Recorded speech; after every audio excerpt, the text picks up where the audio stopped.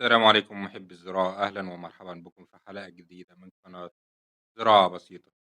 في البداية ما تنسوش تدعمونا بالاشتراك في القناة وتفعيل زر الجرس دعما لنا لتقديم المزيد عشان كلنا نستفاد. النهاردة هنتعلم مع بعض طريقة سهلة جدا لزراعة التين باستخدام برتقالة فقط. كل اللي احنا محتاجينه هو برتقالة،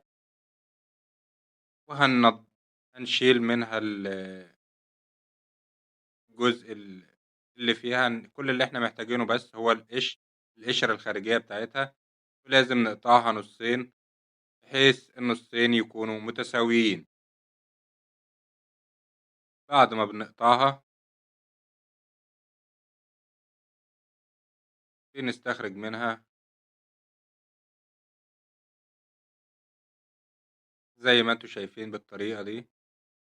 أهم حاجة بقى في الموضوع ده هو التربة اللي إحنا بنستخدمها، لازم تربة تكون خفيفة. الطريقة دي سهلة جدًا، وميزتها إن هي استخدام البرتقالة إن هي بتوفّر الرطوبة اللازمة ل للتجذير.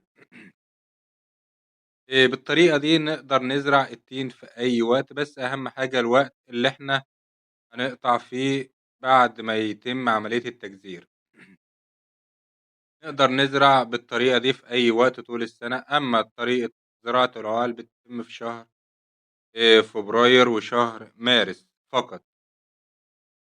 الطريقة دي سهلة جدًا زي ما حضراتكم شايفين كده، دي طريقة جديدة نقدر نزرع بيها، سواء بالطريقة دي أو في طرق تانية إن شاء الله في فيديوهات قادمة هنسردها ليكم. بعد ما وضعنا البرتقالة بالطريقة دي، يُفضّل رشّها كل فترة.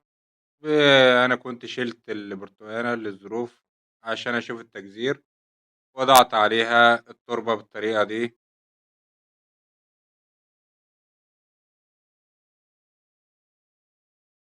بعد كده بنقطع بقى الجزء اللي تم عليه عملية التجذير ويتم وضعه. ممكن نحطه بالطريقة دي على طول، ممكن نشيل التربة من عليه. آآ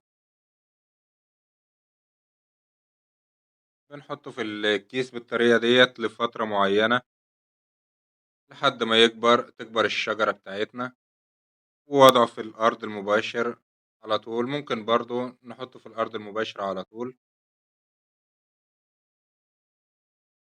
الري بقى كل أسبوع. نسيت أقول لكم إن لازم كل أسبوع يتم رش البرتقالة أو التربة بالمَيّة. أتمنى تكونوا استفدتم من الفيديو، شكرًا لمتابعتنا. انتظرونا في فيديوهات جاية أكتر.